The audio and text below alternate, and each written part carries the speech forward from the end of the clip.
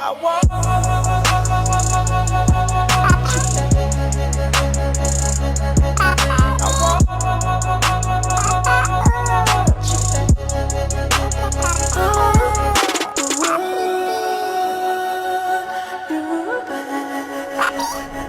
to the moon right now. Hiding through the window in my room. There's not much time left to say, and I don't have the strength to fight.